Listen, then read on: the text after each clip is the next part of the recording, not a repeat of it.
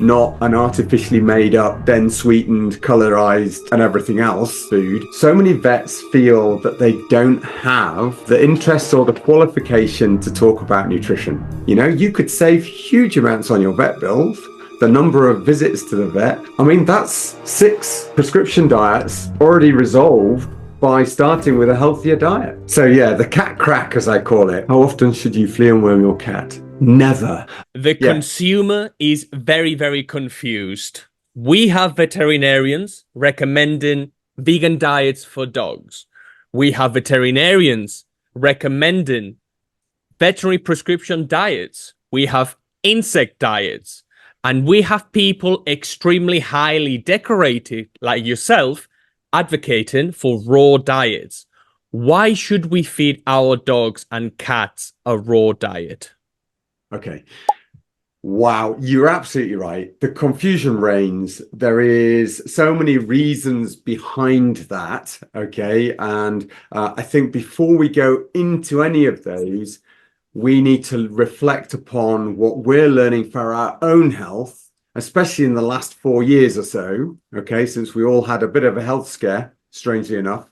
And we started to, and I do apologize, she's found the squeaky toy. That we have realized for ourselves that actually feeding ourselves a highly processed diet has an impact on our health. And so when you start to look at that from a conventional point of view, you've got to really understand that for our dogs, it's exactly the same. You know, all of the issues that we get with ages, so that's advanced glycation end products, ales, which is the same but with fats, okay, instead of sugars. What we get with the acrylamides when we join sugars and proteins together and put them through a heat process, all of these have health impacts. All of that processing also changes some of the nutrient value within the foods. So what it starts out with going into the manufacturing plant as ingredients isn't necessarily what you're going to get coming out the other end into the bag. So those elements have to be taken on board. And then we have these processing agents, not all of them named on the labels because they don't legally have to be. But some of them are. And a great book for you to read is Ultra Processed People, which is Chris Van Tulleken as a TV doctor giving you a review of, you know, what processed foods does to humans. And we see so many people on that journey. And really, that's a journey that many of us took 20, 30 years ago, but it's already now becoming mainstream. And that's the difference.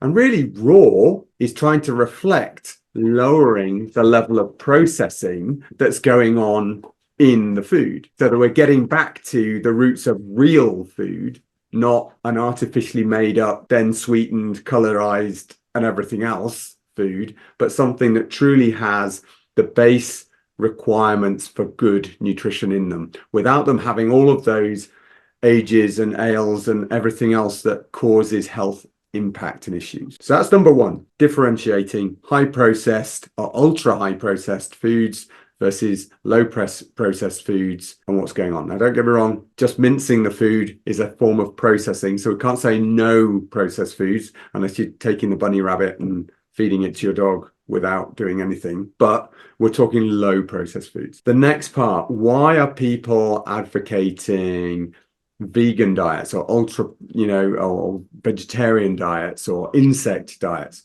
Well, that's really driven by a bit of a mixed up world when it comes to ecological impact of foods. And what we've got is a situation where people have assumed that carbon dioxide is the only parameter that we need to measure when we're looking at impact on the environment. And they're looking at sometimes artificially elevated levels for farming, which are put in without the even thought process of all of the carbon capture that occurs when it comes to pasture land management, when it comes to what they're doing with soil restoration, what they're doing with putting all of that carbon waste, i.e. their poop, back into the ground. That's all carbon capture. All that they looked at was the CO2 and a little bit of methane. And the ridiculous thing is methane is elevated if you give a ultra high processed cake, a carb rich diet such as corn or grain into the feed, rather than feeding them grass and vegetable matter. So there was this drive to say, well, we could do this with plants. Well, I'm afraid to say that for our carnivores, plants are really short in certain essential amino acids, and they have to be fortified to some degree. So you've got especially isoleucine and leucine imbalance when you deal with soyas and things like that. We also are ignoring some of the environmental impact that farming monocrop culture has, in the sense of the amount of weed killers and pesticides that we use and the impact that that has coming through into those foods. So they talk about, nirvana of, we're going to have something that doesn't impact the environment. However, when it comes down to it and you look at the ingredients, and then in order to fulfill that, where they get those ingredients from, often destroyed rainforest, soya, farming, that is a downside to feeding some of those. You've got nutritional impact. You've got then the environmental myth that is going on. Some great books out there. So, the Great Plant Con by, or come back to me, there's Jane Buxton, I think it is. That's a great insight into why that vegetarian approach can be so flawed. You've got some great sort of undoing the myths of farming and rearing animals for food that is highlighted in Defending Beef by Nicolette, and she talks about all of those myths about where that carbon capture comes from, and where all of that, if we start feeding soya to our cows, it makes it worse. But we don't want to feed soya, we want to feed them grass, that side of things. So that's the vegetarian stuff put to bed. As far as I'm concerned, it's deficient, it's not appropriate. They're having to supplement it to try and get it right. In the long term, it's ultra high processed food. They can't give it raw because your dog can't process that vegetable matter in a raw form, in that level. It can't get all of those proteins out without excessive carb loading. We then have, universities in America sponsoring people through food companies who then stick out stories like low grain foods are causing heart disease in our dogs, which is, making assumptions that grain is the source of taurine, was the argument, and absolutely not. Raw meat is one of the richest forms of taurine. It's got some of the other benefits that are in there, all the cofactors, etc. And what they did was they took some stuff that was going on at the time and made assumptions, and it was quite blatantly sponsored by companies that were making grain-rich foods. Originally, they targeted it towards high soya foods, which a lot of the grain companies were using as well anyway, because legumes can interfere with taurine uptake and production, but it's not the only factor. There is lectins in that, which can cause problems, but they then suddenly decided to slap it on raw, was grouped in with low grain. And it's been absolutely ripped to shreds by the FDA over in the States, but we still have vets using that study, which wasn't a study, it was an opinion piece, as the option for why you shouldn't feed low grain foods. So wow, we're sort of getting through them here. So we've talked about vegan and vegetarian, we've talked about why raw, and we've talked about reducing processed foods. Prescription foods was the last one on your list that I sort of need to reach for. And to be fair, that is because so many vets feel that they don't have the interest or the qualification to talk about nutrition. And it was done for them. But actually, I always counter this, that we spent 3 years of our qualification learning about anatomy, physiology, and biochemical pathways that actually is the basis for all nutrition. But they are shamed into thinking by dry food companies that come around selling them a product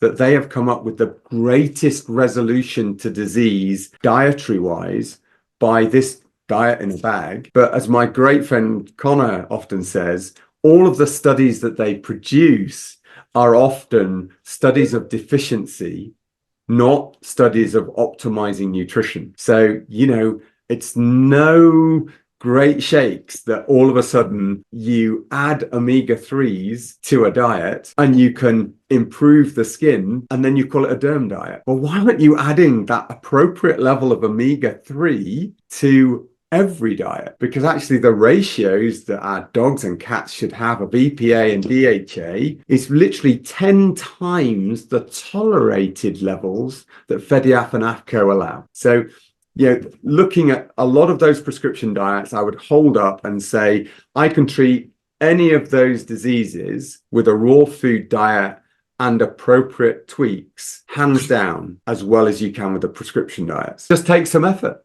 Yeah. I mean, there seems to be a strong reliance with regards to specific diseases in prescription dog foods. Formula for cancer, formula for kidney disease, formula for weight management. And something we see all the time is that consumers are very fearful of changing or tweaking a diet, especially and even if that diet hasn't served them properly. So the dog's been on a weight management diet, prescription diet for 2 years, the dog doesn't get any better. The dog has early signs of diabetes or pancreatitis or still quite overweight. So what would your advice be for people who maybe want to change and want to try something different? Okay, well, the first thing is your dog is an individual. Your cat is an individual. That you are an individual. The diet that suits me will not suit you in the same way. Okay. And we all have different requirements and we're not necessarily eating the same thing. And in fact, actually reflect on this. When you feed yourself, do you go to a bag in the cupboard and tip it out into a bowl and eat it constantly? Now, don't come back with, there are people out there that eat cereal like that every day. And I know there are, and they're not particularly healthy, okay, in the long run. But on the milk is probably the healthiest thing in that whole bowl, okay? But when it comes to, we don't do it for ourselves.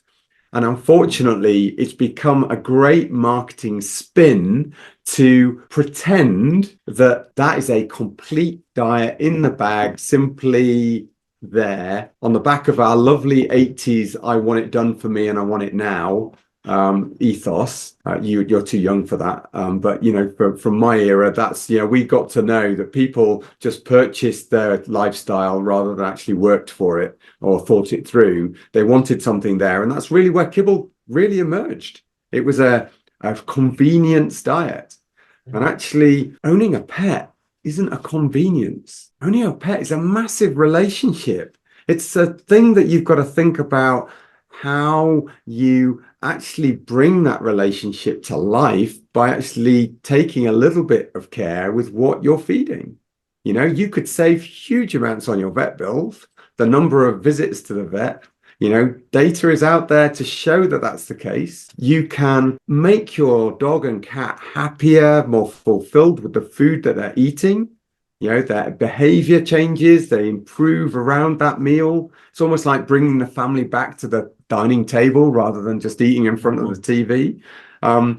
You've got that change. You've got then to think about the impact that actually the tweaks that they're making are truly nominal. And actually, when you're feeding many raw constituents, the necessary tweaks are minimal, because you're already doing the things which will reduce cancer, that will, help them against renal disease, that will reduce arthritis, that will help them as far as their skin is concerned, that will resolve many of their gut issues. I mean, that's 6 prescription diets already resolved by starting with a healthier diet. I feel that people just need to think, well, why do I need a prescription diet if I can feed healthier to begin with and get that right? And actually not panic that if I vary it very slightly each day or even massively each day, as long as I stick to the principles that they're mini carnivores, then pretty much you're going to be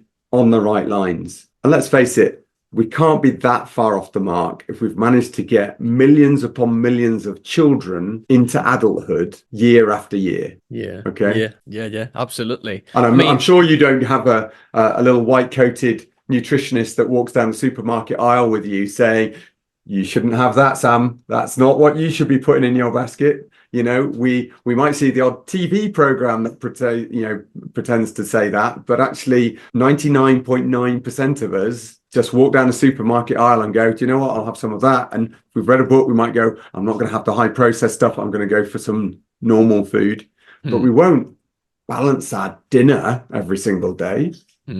Yeah. No, completely agree. Completely agree.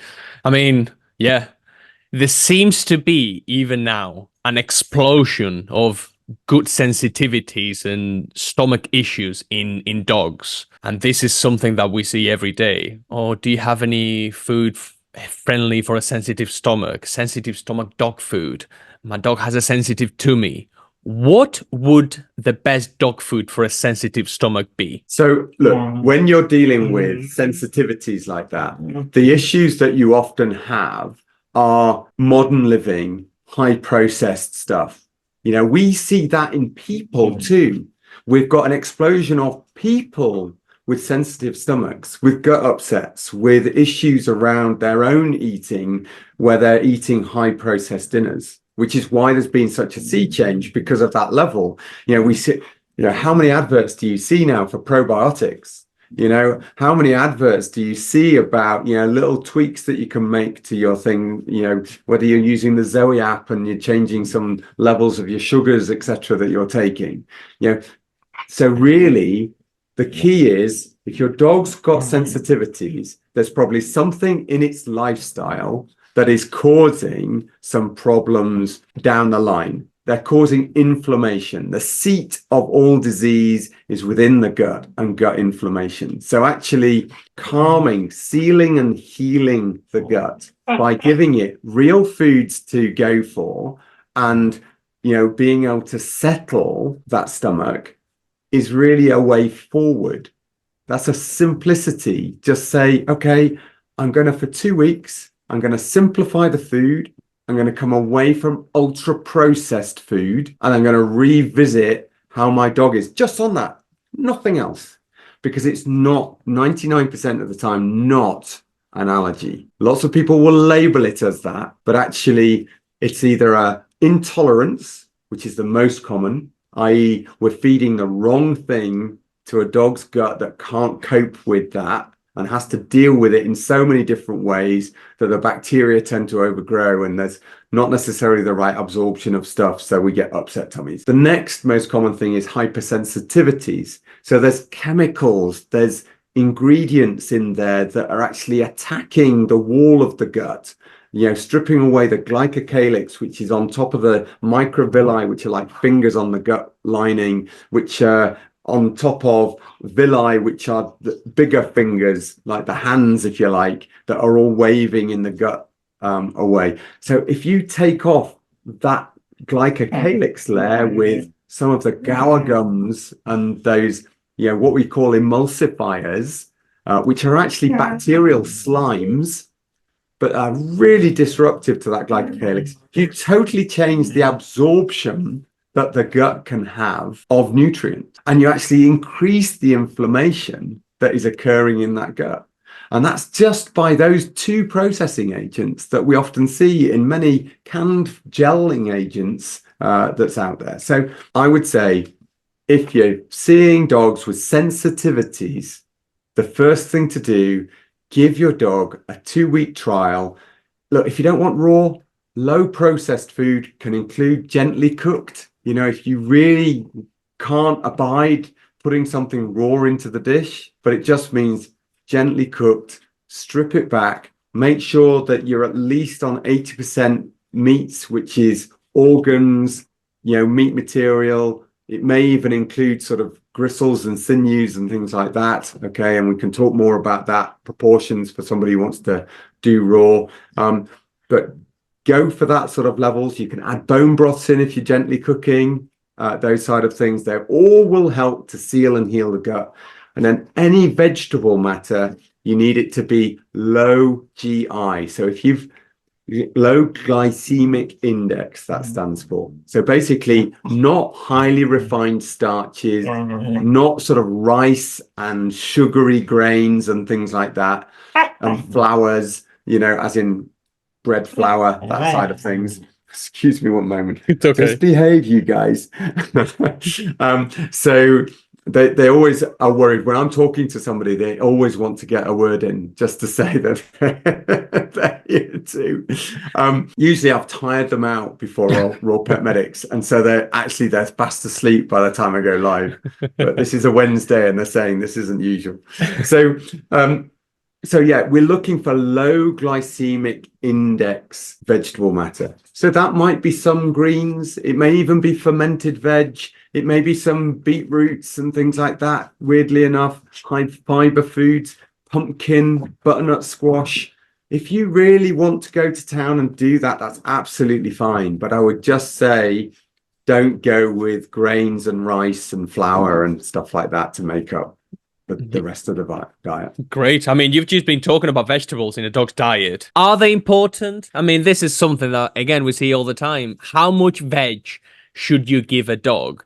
The experience we tend to get is that a lot of people that dry feed their dogs, or those diets already contain pretty high amounts of veggies, huge, right? Huge. On top of an already overloaded amount of vegetables in the food and extra veg they give their dog. You are not feeding the dog, you're feeding the microbiome. So the plant material that goes in, the fiber or the polyphenols, the green, the colors, okay, they're the really important bits. So you've got to blend that material down. So you've got to release those because there's nothing in the dog's teeth that can release it. There's no grinding mechanism. There's nothing in the dog's gut to artificially ferment that out and break the cellulose down. So when we're feeding that vegetable matter, it needs to be lightly cooked and squished to bits so that it becomes a paste, and that releases those nutrients to feed the gut flora. That's what you're doing. You're not feeding the dog. Illusion. You're trying to establish in a very short gut for a dog and a cat, you're trying to establish the best way of feeding those gut flora. Now, there's another way for cats, and I can touch on that separately. But for dogs, you can get away, especially the benefit of fermenting it, which is relatively simple, like sauerkrauts and things like that. It's really simple for you to do at home yourself, is that it breaks that material down, but it also preps the bacteria in there to start enriching that material with vitamins. So actually you are potentiating the food pre it going in the dog by mimicking what would be in the bowel of the prey animals they eat. So that's where the wildlife would normally get those polyphenols from if they're true carnivores. Very, very occasionally you will film them picking berries off bushes and things like that, or eating flowers, and picking those, which is a bit of self-selection, but it's very, very occasional. By far the majority of any plant material that carnivores get is from the guts of the herbivores they're eating. So that's why we feed a little bit of plant matter. And I would say 10% is probably a limitation, to get the maximum benefit. You start to then lose benefit. It sort of tails off, but many people, for cost reasons, will go up to 20%. And I would just say 20% for me is that absolute max. I think 10% is fine. The rest is like organs. So try the gut lining, the kidneys, the heart, the liver, the pancreas. They're all good sort of innards additions to that. But you can get away with zero vegetable matter. If you've got good variety of meats in a raw form, you can get away with zero, but you do have to be making sure that you're using some hide, that's the skin and hair, and the horn, the hooves, the cartilage of the ears, and the collagen within the bone, because that is the alternate carnivore's fiber. Okay. So, to feed the gut flora for carnivores, for cats particularly, then yes, you can do that through using those forms of fiber. Oh, great, great. I mean, another trend we see all the time is, well, I cook for my dog. I cook for Cookie. I am Cookie's cook. Do you recommend home cooking for your dog? And let's say if I were to do this, what guidance should I follow? What can I do in 5 simple steps or 3 simple steps or whatever? Look, I try to be inclusive for people. There are some people within the raw fraternity that really feel, well, look, it's raw or not. You can't go down the route of suggesting raw and low processed foods is the best and then start talking about cooking. But to be fair, there is a huge amount of the population that want to cook something. Now, first things first, make sure you're aware of what is toxic to your pet. Okay, so when you're cooking, there are certain foods, onions is an example, okay, that we don't want to be adding to that dish. Okay, chocolate is another one, so no chocolate puddings, anything like that. Please just be aware of the big ones. Grapes, raisins, all of the, those dried fruits made from grapes should be excluded. Those are the biggies, but there are others, but look them up. Okay, there's loads of lists everywhere about that. So that's number one. Number two, all of those things I said about ultra processed foods are in high heat environments. So if you're thinking you're going to cook for Cookie by adding it into the air fryer at 200 degrees, okay, for me, that's an absolute no-no. Please do not make Kentucky Fried Chicken for your dog in the air fryer. That is not where it should be. Okay, oxidation of oils and all sorts of other stuff that happen. Optimizing, reducing acrylamides and all of that side of things. You should do a slow cook, simmer. Try and keep it to 100 degrees. 120 is the max. Okay, but if you can keep it to 100 degrees and less, if you can get down to below 70 on a very slow cook, okay, then you're going to really limit the issues with that food, okay? But for many people, they will be up to boiling point, which will be 100 degrees, okay? So try and keep it there. Don't go any higher. So when we're talking about how to do that, well, flash frying is one of my favorites. So if you're going to use a frying pan, preferably not with loads of Teflon, but that's another matter. We'll talk about organic compounds and the influence on disease. But if you're going to use a flash fry, get your pan hot, throw in some water. If it evaporates really quickly, like a wok, okay, that side of things, if you're wondering what I'd mean by that, literally throw in your ingredients, 10 seconds whiz round, tip out, that's enough. With that method, you can use, or with the simmer, you can use ground up bone material, like you're making a bone broth, okay?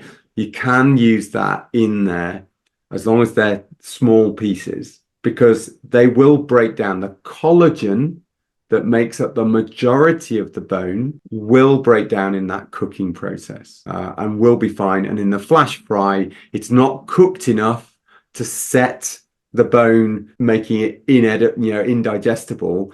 It's just too quick. You've not got all the bonds formed and things like that. It won't have reached that high temperature.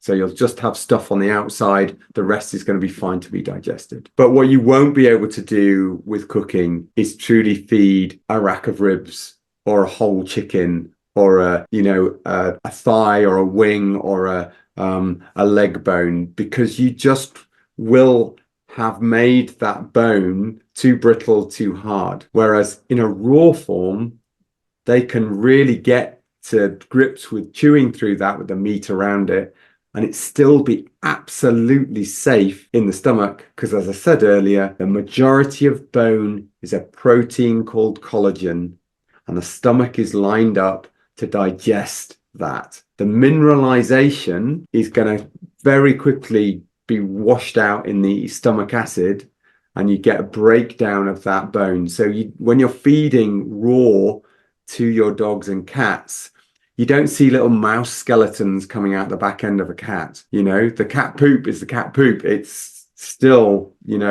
indecipherable to see, true skulls of mice don't come through. They've gone through that digestive process. The same for the bigger stuff in big dogs. You won't see the neck of a duck coming out in their feces. It's all digested and broken down. Great, great. Another very interesting trend is I cook for me and my dog eats what I eat. So obviously that's quite perilous and that can be a bit dangerous if you're not doing it correctly. Oh, And you're so judgmental.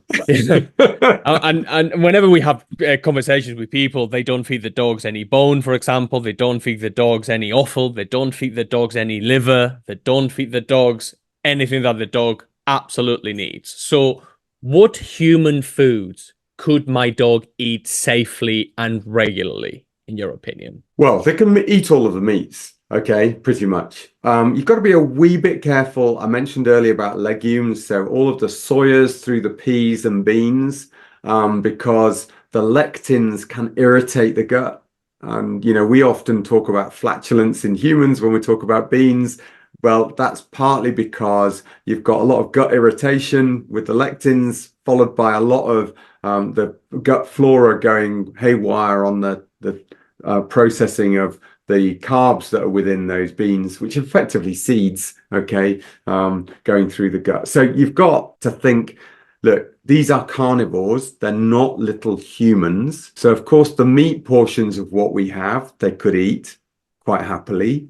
But when it comes to some of the fruits and, the grapes I've talked about, and some of the veg, like the onion, not great. So there's certain things. There is a myth about garlic. I'm going to touch on that. There was one study back in about 2002 that looked at the toxicity of garlic, and it's then reigned that everybody now thinks garlic's toxic to dogs. And actually, it took 7 days of feeding 20 cloves of garlic. So that's not bulbs, that's cloves, that's the inner part, okay, of garlic, to a 10-kilo dog. So 7 days of 20 cloves to a 10-kilo dog. I mean, how the person was even in the room when they sampled the toxicity levels for that dog to cause toxic effects that you would see with onion poisoning, okay? So yes, they're of a similar family, they're within that group,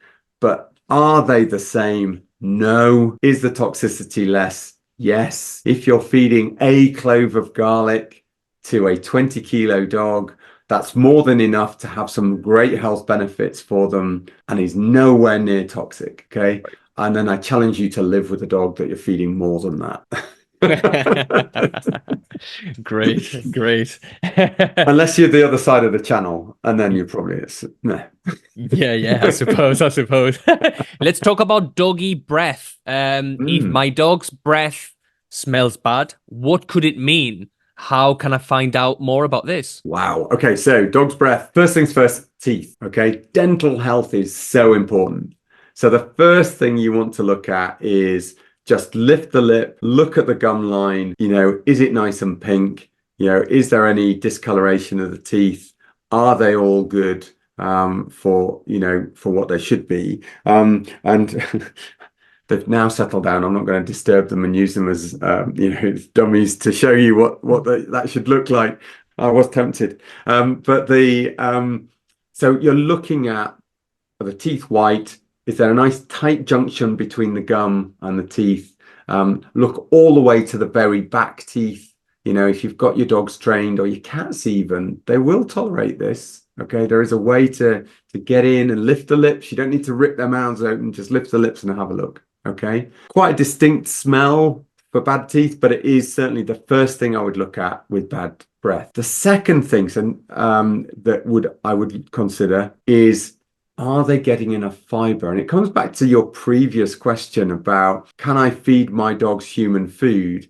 Well, look at the person that's saying they're cooking their own food, and maybe don't get too judgmental, but are they healthy? Are they having issues with a lack of fiber in their food? It all depends on what they consider normal human food, because we're advised these days a fairly marked difference in diet to what we were eating 20, 30 years ago. Okay. So that's the thing. Now that fiber information has import because anal glands is actually probably the number 2 reason, pardon the pun, because obviously it's the number 2 end, okay, for bad breath in dogs. It's a really, so they're 2 scent glands at about, if you looked at a clock face for the anus at about 4 o'clock and 8 o'clock, okay, they sit there and they deliver odorous scent, a little bit like musk, onto the feces to signal to other dogs lots of information about them. Okay.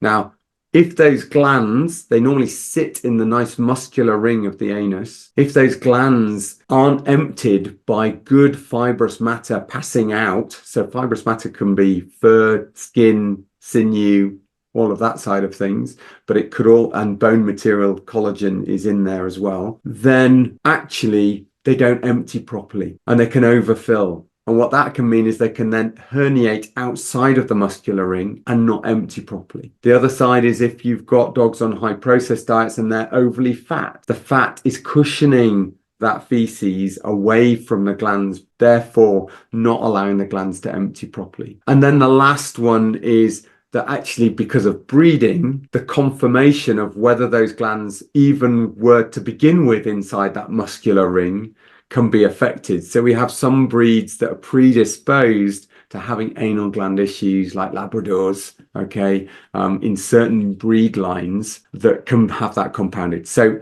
a fishiness or even a metallic tinge to the odor from the breath and the obvious scooting of the bottom on the ground, think anal glands. I need to get the anal glands done. And then the last one that I would then talk about before we get into true disease is actually just dysbiosis. Having some issues with the normal gut flora can actually cause aberrant gas build back into the stomach through fermentation, and you can get some aberrant odors being burped back up. Okay, and that can be quite foul. So, quite sulfurous veg being in excess or something like that could lead to that. If you're getting lots of tummy gurgles at the same time, then it may be that you need to really calm the gut down, seal and heal the gut, and then go in with a good probiotic to change the gut flora. Beyond that, the fourth most common one, and the one that would be then into you need to be seeing your vet, and it's really important to do so, is renal disease, because you get quite an ammonia, a bleach smell coming from the breath. And the fifth and final one I'm going to say here, which is diabetes and the acetone, so the pear drops smell that you can get from the breath. And that especially is not going to happen with raw feeders, but it will happen with high carb diets, which have lots of maize, where you get a diabetic dog. There you go. 5 good reasons to look at smelly breath. Oh, phenomenal. Let's do Feline Wednesdays. How often should I feed my cat and how much? Oh, wow. Okay, so now I'm going to come from a raw angle here, because most people will want to know what I want to know about raw. Cats are very much a dawn and dusk behavioral feeders. They would really love to be in that twilight zone. Okay, not vampires, but that twilight zone for dusk and dawn. So think about, that could be 12 hours apart in the wintertime. It could be, 4 hours apart in the summertime, but it tends to be that peak time. Now, that's not the only time they'll eat if they're hungry, but it is the peak time if you're trying to transition them to raw.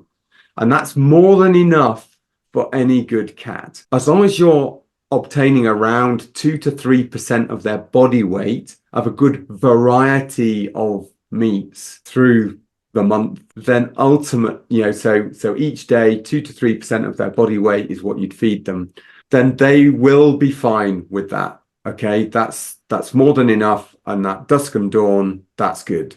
Okay, you shouldn't really be tipping out a bowl of dry food and then just letting them graze constantly.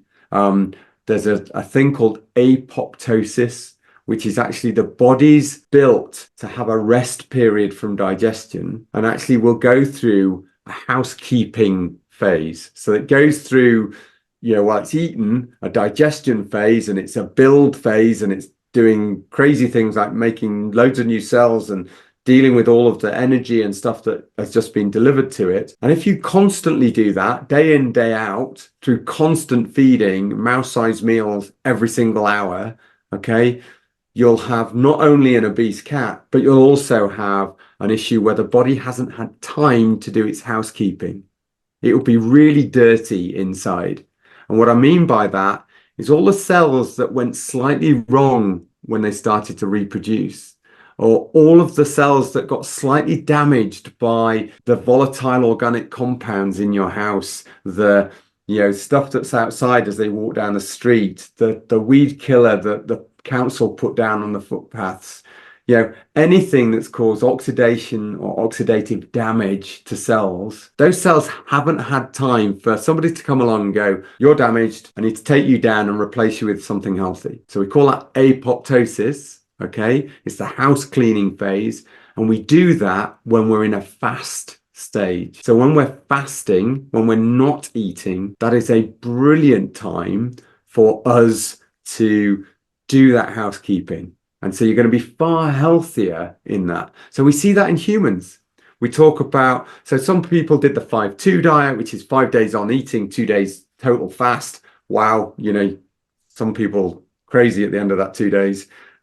There's that whole thing of actually the 8-16, okay, which is eat within an 8-hour window and then fast for 16 hours is the most popular one now because it's the most readily available for people, and you can fast through your sleep stage as well anyway.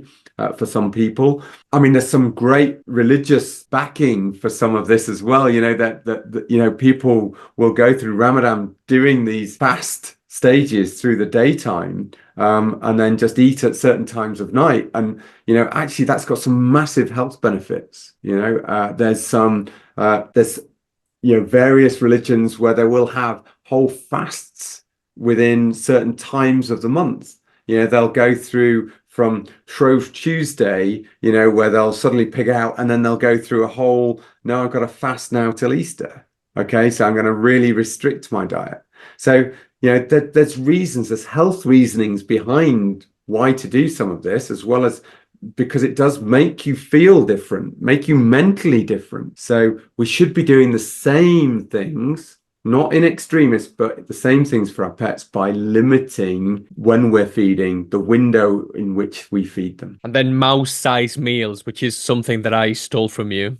Mouse-sized meals. I love mouse-sized meals. But yeah, it depends on your cat as to how big they are, as to how many mice they'd eat in any one go. Okay. I mean, bless my Spider, one of my cats, who's thinks she's a bit of a dog, but really does hunt. And we've moved back to the countryside, and she totally just basically said, I'm not keen on what you've just put in my dish, went out, and there's literally a litter of 4 remnants of bodies from mice that she'd left outside. She'd literally just taken this is what I actually want now. Right. Because you've got to realize that in our meats, because of a huge waste issue that we have for our protein production, because of BSE and us not changing around new testing, we waste trillions of tons of healthy animal carcass, because we cut it out because we're fearful of what it might have. But that brain material is super rich form of DHA and EPA. Those are omega-3 fats. And so sometimes if you don't give them to your animal will go and find them somewhere else, Yeah. and, the brains of mice is a brilliant place for them to find those omega-3s. So, they will go on a bit of a killing spree if we're not careful. Now, many cats are very fussy, right? And most of them, I would say, are addicted to the sugar in their commercial pet food. A lot of the wheat, a lot of those quick sugars. So let's say I've just found out about raw cat food and I want something better for my cat. But my cat is fussy, very, very fussy, and I'm concerned. I'm concerned about chronic dehydration. I'm concerned about other potential health issues because cats will actually sometimes even starve themselves. How can I transition my cat to a raw diet safely? So yeah, the cat crack, as I call it, which is what they put in to diets to make them and make cardboard really appetizing to a diet. You've got to stick a lot of things in there to really attract the flavor sensations. And I'm afraid that if you give high glycemic index foods, what you get is the rush, and effectively the sugar rush is what gives the endorphin high that makes them effectively addicted to that, addicted to eating, makes them go back to the dish because they get a high, they go off going, brilliant, oh, that's wow, and then all of a sudden they come crashing down and they're left in that withdrawal phase that drives them back to the dish. And we then assume that that's a normal eating pattern for our cats. Alongside that, with the processing, the sweetening sensation of creating acrylamides, the bonding of protein and carbs with high heat is that flavor sensation that we love for the barbecue. That, is that sweetness of the meat, is that actually some fairly damaging compounds on the outside. And that's another thing that comes in. You think that's all they do? No, they then add salts, so minerals to an excess within some of these high processed diets, because that's a driver for cats. And when they're that mix up between thirst and hunger that we can have, they always say to you, if you need to lose weight, whenever you feel hungry, drink a pint of water first, because actually we have often fallen for the confusion between what's truly hunger and what's truly thirst. So that's another little game that they play by adding minerals into that food.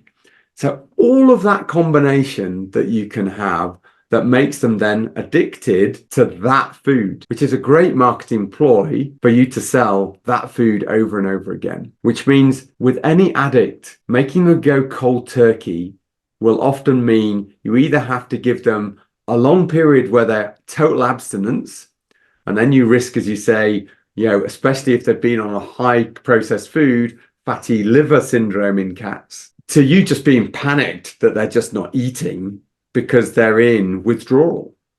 They literally will be withdrawn into a corner of a room feeling terrible because they're not getting their highs anymore. So if you do that, that can be really damaging to your relationship with them. It can be damaging to the cats themselves. So I'd say, look, if they do not pick up with, I'm going to eat raw, I wasn't really that addicted, and you weren't feeding those particularly bad processed foods before, then actually hydration, you're going to get loads of that in fresh foods. You can be confident they're going to eat the raw because they've gone straight to it. Maybe they're already hunting and feeding raw behind your back because they're mousing and you just don't know it, or you don't want to know it. Okay. And they're varying their proteins with the little birds at the same time, and you just think that they're, lovely little Phoebe's just cute on a little cushion in front of the fire. But actually she's, serial killer. And the fact is that Phoebe feeding raw that way may mean that actually when it comes to a transition, you literally can put raw in the dish and they go, oh, mum and dad have decided to help me by hunting the prey and just preparing it into the dish. Thank you very much. I'll just eat that. And they'll transition like that, straight over, no problems. But those that are addicted, I would say use the tapering method. So literally, not because you need to because of their gut, but you need to because of their brain. You need to take that builder's tea from 10 sugars down to 1 before you take it away, because otherwise they'll spit it back at you. Okay, so you taper down those addictive agents by just slowly reducing the amount of processed food in their diet. Great, great. Another common issue with cats is renal disease. And a lot of advice that's given is to reduce the protein intake and recommend high carb diets instead. The thinking here is that the body cannot break down things like creatinine and phosphate.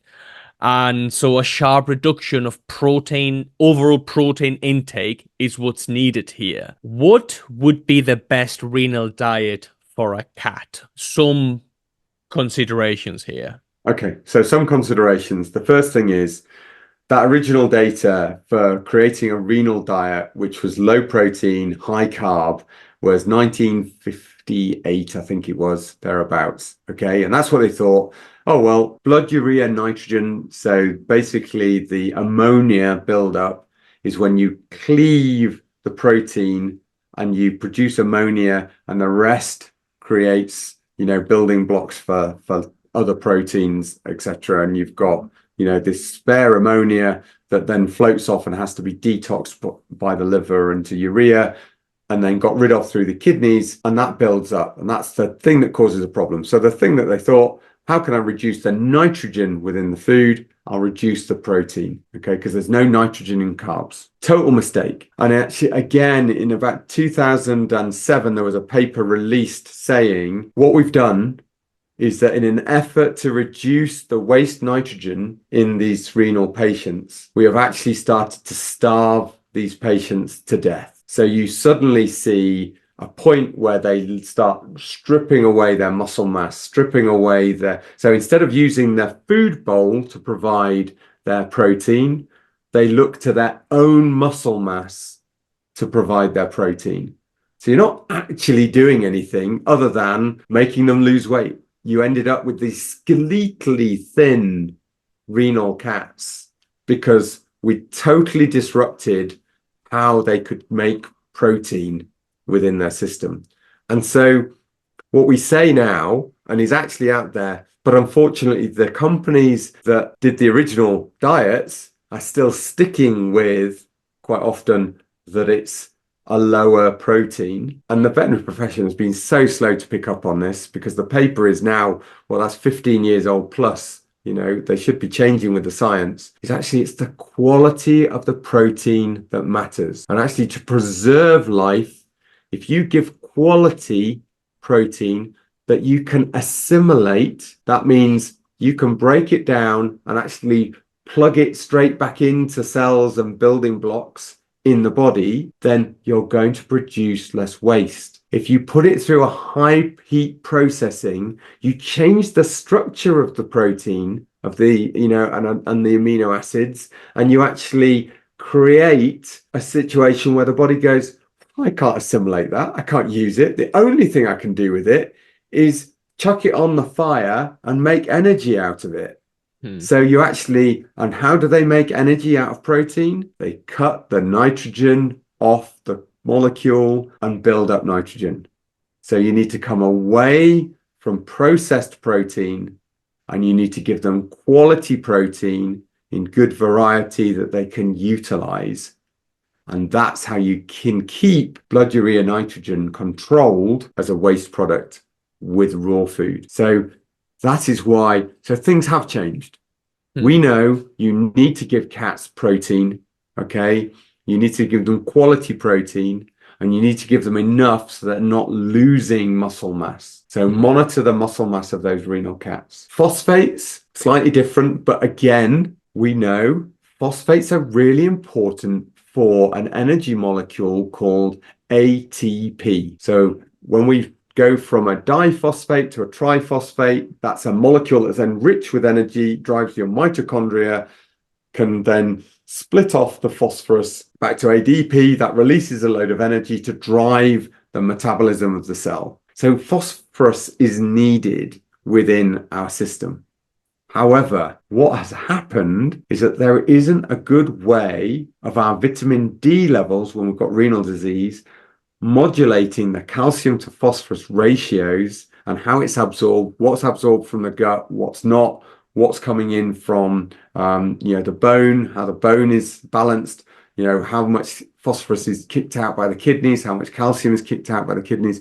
All of those things are awry because the hormones produced by the kidneys and converted there are not engaged because of the kidney damage. So with raw, the wonderful thing is you will get some vitamin D3 in the diet because the animals they're feeding on are rich in those vitamins, on top of which the phosphate is bound in a bone material that actually relies on that pathway with the hormones to be released. And it's bound in such inorganic compounds that actually the phosphate binding means that it's not going to be pushed into the bloodstream in super rich environments. Whereas in processed foods, which are often phosphate poor, what do?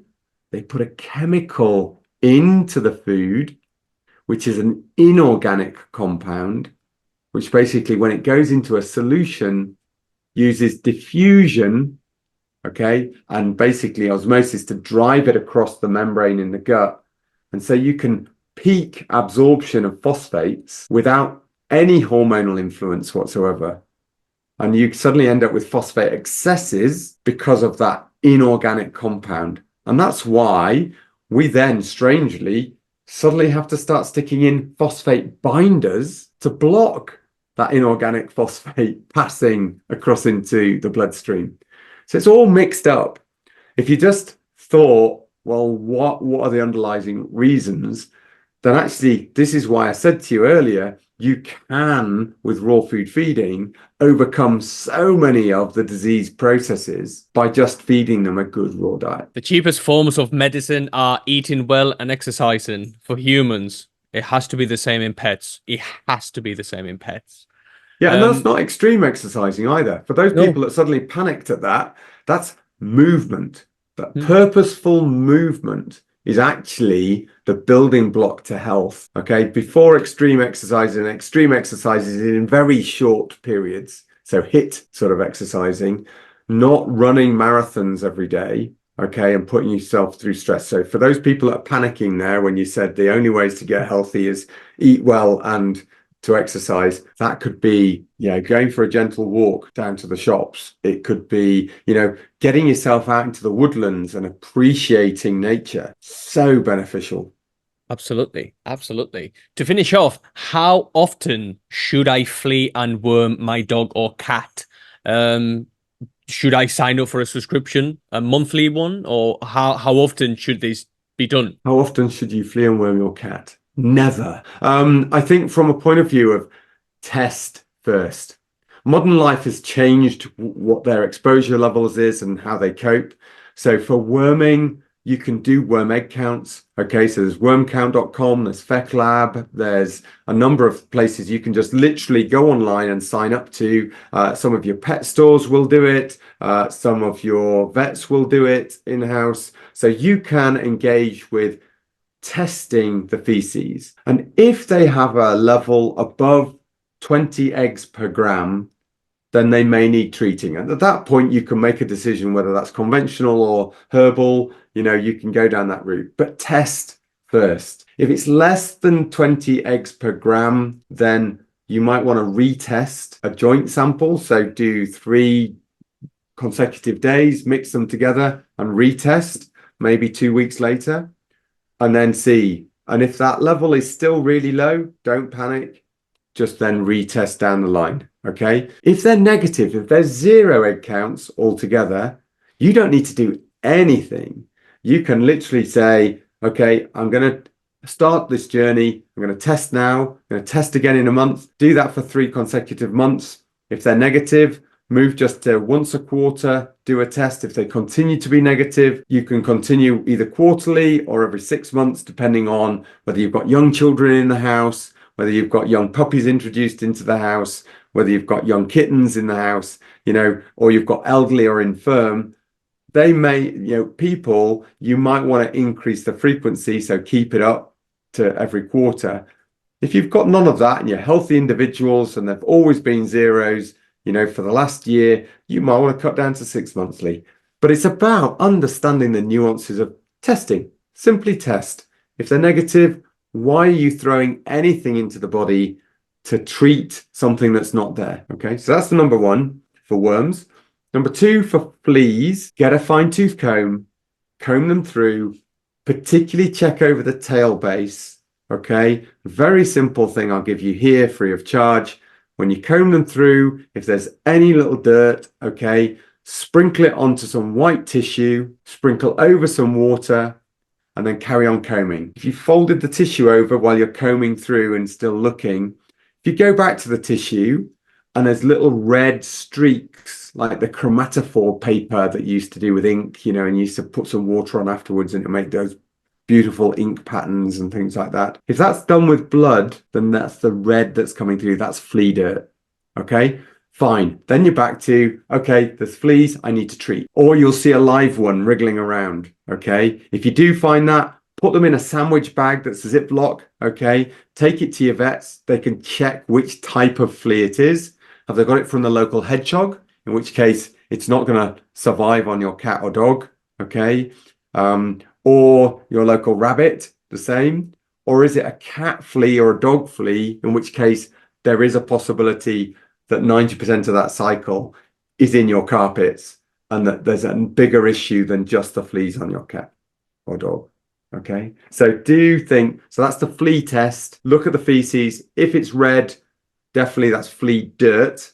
You will not see eggs. There's no such thing. The little white bits and dander, they're not eggs. Okay, so you'll either see wriggly live fleas or you'll see just the semicircle commas or just crumbly black stuff. And if it leaches out red, that's flea dirt. If it's just muddy color, your cat or dog has had a wonderful time under the local hedge, okay, and it's nothing to worry about. Do not give them a flea treatment, okay? So that's fleas. Ticks, we did a wonderful program this week on ticks. If you want to watch more about that, just go on to Royal Pet Medics, ticked off, type that in, you'll find it. We've done a lot of work on that. Often we do worldwide, so there's a lot of diseases over in America, which we fortunately don't have here. It's only if you decide to go to Europe that you might be more at risk. I would just say, please, you know, if you've got pets in the UK, they're much safer in the UK than traveling around Europe with you. Find holidays in the UK if you really must go on holiday with them, or find a really great cat sitter or dog sitter to look after them while you're away. Brendan, you've been incredible. Where can people find you? Oh, wow. So, look, you'll find us on Raw Pet Medics. So I do a lot of work with my colleagues, Nick and Connor. So simply on Facebook or YouTube, type in Raw Pet Medics, all one word. You'll find us there. You'll find us online at rawpetmedics.com. You'll find us probably in various conferences. We'd love to see you. We've just done Natural Dog Expo. We've got a few in the States that we're doing for people that are maybe watching this from abroad. We're doing San Diego and Orlando in October. We've got South Africa possibly planned for next year. You know, we sort of do stuff worldwide. So we'll be around. We've got a few things on. So do come and see us if you see us on a show. Otherwise, you know, we're more than willing to talk to you. We're not shy. And from a point of view of if you need to find us online, loads of people on Facebook. There's a little bit on Instagram. But of course, you can get us on YouTube too.